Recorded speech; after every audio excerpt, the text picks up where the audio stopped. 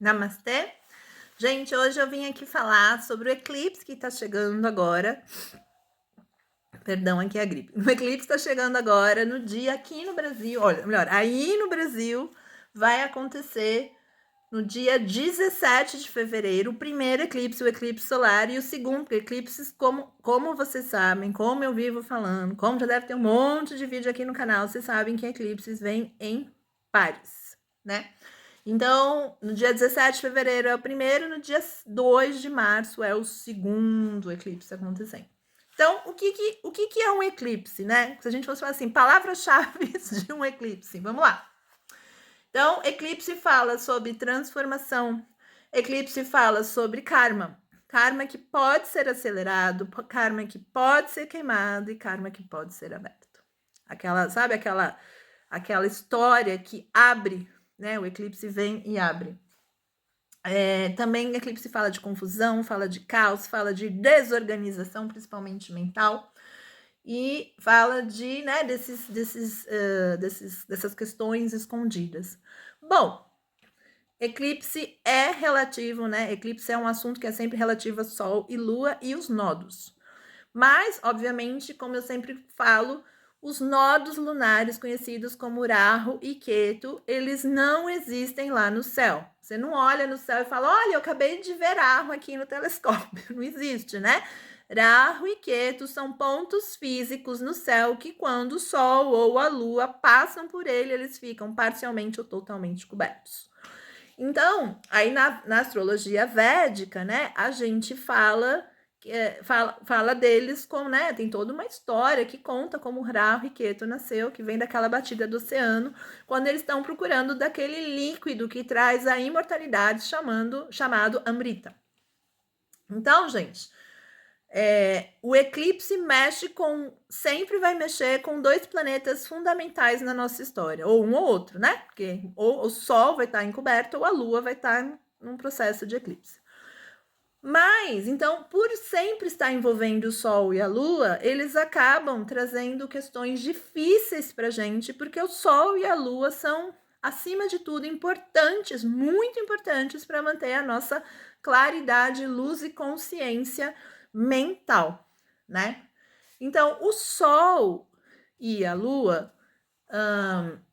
nesse eclipse, eles vão estar muito pertos, porque vai ter uma lua nova exatamente antes do eclipse. E essa lua nova é muito transformadora também. Aliás, toda lua nova é transformadora porque ela tem energia de Kali, de Shiva e Kali.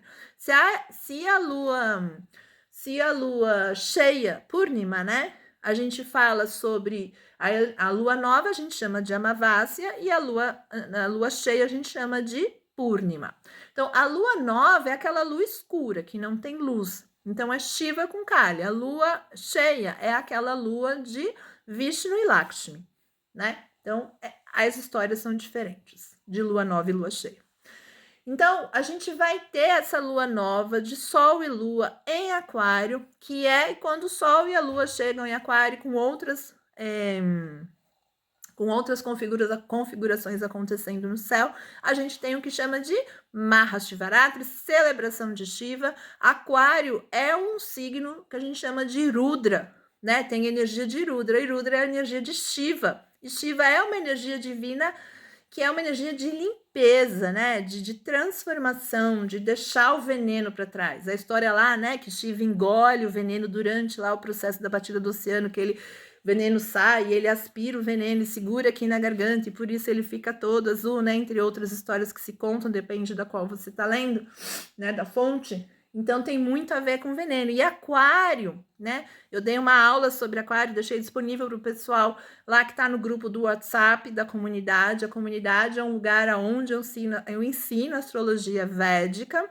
E eu tenho um grupo de WhatsApp que são pessoas que estão interessadas em aprender astrologia védica e elas ainda não entraram na comunidade. Então, de vez em quando, eu coloco alguns vídeos abertos para esse pessoal que já tem algum interesse mais aprofundado. Então, a gente estudou aquário, porque afinal você tem que entender, afinal o eclipse vai acontecer, né, no signo de aquário, e aquário é considerado o signo natural do que a gente chama de Badak, que é um signo extremamente com energia muito difícil, porque a simbologia de Aquário é uma mulher segurando um pote, dentro desse pote tem uma água, essa água está parada dentro do pote.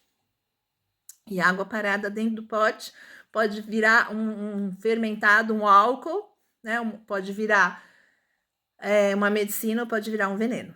Então, Aquário fala muito sobre como a gente administra as histórias de veneno na nossa vida, né? Relativos àquela casa onde você tem. Eu, por exemplo, tenho Aquário na casa 7, casa do parceiro, né? Então, com certeza, as energias de parceiro, para mim, tendo Aquário, já mostram que tem questões difíceis ali para mim. É Aquário que tá lá, né? Um signo bem desafiador, com toda essa questão aí de desintoxicação, de veneno.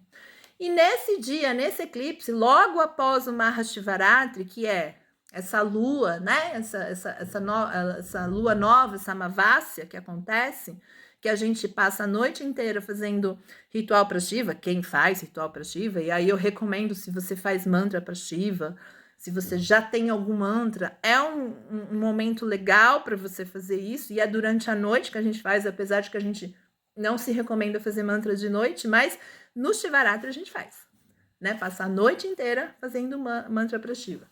O mantra que você já faz, não inicia mantra novo no Mahashivaratri, tá? Então, o mais conhecido é o Namah Shivaya, mas por aí tem milhões de outros, né, que a gente faz. Mas o Namah Shivaya é o mais conhecido e você pode fazer se você já, de alguma forma, tem alguma história aí com esse mantra. Então, no dia seguinte ao Mahashivaratri, já é uma energia bem desafiadora, uma energia que traz pra gente essa noção de vamos mudar, vamos deixar o que não funciona mais, vamos deixar esse veneno para trás. A gente começa com esse eclipse, e esse eclipse vai estar com 5 planetas. Sol e Lua já estão lá, afinal foi Lua nova. Depois do Sol e a Lua vai ter Rahu, que é o causador do eclipse nessa história desse eclipse, e vai ter Mercúrio e Vênus. Então, é muita energia concentrada num signo só. Obviamente, quanto mais planeta a gente tem numa casa, a gente tem muito foco, muita energia, muita história, e isso é muito desafiante, porque cada planeta tá te levando para algum lugar ali. E aí fica aquele assunto, né, daquele signo na sua história. Se tem muito planeta num signo, você sente muitas coisas relativas aos assuntos naquele signo e naquela casa. E aí, então, a gente tem essa configuração de Aquário, fala de veneno, de transformação, de deixar padrões antigos para fora, de vamos overcome, vamos para um lugar melhor, vamos trazer essa energia de desafio. E aí a gente tem Marte em Capricórnio exaltado, Marte em Capricórnio exalta, fortão lá, e no signo seguinte, que é Peixes, a gente tem Saturno, ou seja, Marte e Saturno estão fazendo uma pressão ali na galera que está em Aquário, sabe? É como se eles estivessem cercando. A gente chama isso de Papakartari Yoga, quando a gente tem esses 2 planetas, essas casas, né? Uma casa sendo cercada por 2 planetas maléficos dessa forma. Então, isso aí traz mais pressão para o processo. Lembrando que Aquário, os donos de Aquário são Rahu e Saturno, que já são energias bem desafiantes para a gente, né? Saturno e Aquário falam muito de veneno, de demora, de caos, de desorganização, mas não necessariamente que isso vai ser tudo ruim pra gente, porque de alguma forma esses planetas se realinham e se arranjam na nossa história, fazendo com que a gente mude também e traga questões diferentes aí para o processo, né? O bom disso é que a gente vai ter o nosso amigo Júpiter, uma das energias mais benéficas do mapa, que está morando em Gêmeos agora, nesse trânsito, e ele vai estar lá olhando para essa casa de Aquário, falando, dando uma abençoada, trazendo um certo conforto, trazendo o olhar do guru, que a gente chama tecnicamente, dentro da astrologia védica, de Drishti, né? Então, o Júpiter vai estar olhando para essa casa de Aquário e vai estar trazendo uma proteção. Aonde tem Drishti, onde tem proteção do guru, todo esse processo é mais abençoado e é mais acalentado. Não significa que o processo não aconteça, mas ele tem uma proteção aí por trás. Então, gente, com todas essas questões planetárias que vão estar acontecendo, o que é legal de fazer perto do eclipse, enquanto o eclipse acontece, após o eclipse, lembrando que eclipse está em par. Então, durante os eclipses, durante a temporada de eclipses, não se tomam decisões importantes na vida. O que são decisões importantes? coisas que vão mudar a sua vida de uma forma radical. Ou seja, comprar casa, vender casa, casar, divorciar, iniciar um negócio, entrar com como é que chama? Com um processo em alguém, fazer de repente uma cirurgia, né? Essas coisas, ou tomar a decisão de fazer uma cirurgia, né? Essas coisas são legais de deixar, porque a clareza e as energias mentais estão muito dificultadas durante esse processo. E lembrando que nesse eclipse, essa casa de aquário no seu mapa vai ser extremamente sacudida. Então, se a sua lua mora lá, se o seu sol mora lá, se o dono da sua primeira casa mora lá, por exemplo, se você é de leão que nem eu, se o sol mora lá, a gente chama de o ascendente mora lá. Então, se você é de gêmeos, né, Mercúrio mora lá. Então, isso tudo vai chacoalhar muito mais. E, obviamente, né, se você tem planetas agora em regência, né, está na regência de Marte, está na regência de Saturno, está na regência de Mercúrio, e esses planetas estão nesse signo do Aquário, isso também vai dar maior sacudida. As pessoas vão sentir o eclipse de uma forma diferente. Para algumas pessoas vai ser extremamente difícil, para outras pessoas vai ser extremamente administrável ou menos difícil, né? No meu caso, meu signo de aquário mora na casa do relacionamento e eu já tô sentindo esse forfé vindo todo, apesar de que eu não tenho planeta morando lá, né? Mas eu tô num trânsito difícil de Saturno, tô num trânsito desafiador de Saturno agora no meu mapa e, obviamente, aquário passando por tudo isso, Saturno vai no embalo, né? Então, assim, eu brinco, né? Já falo pro marido, segura um pouco, né? Releva, que a coisa tá difícil. E eu tô sentindo que tá difícil, assim, né? Com toda essa precaução, com toda essa administração, tá difícil, né? Então eu falo pra ele, a gente tem que ter calma. O que é bom de fazer durante o eclipse?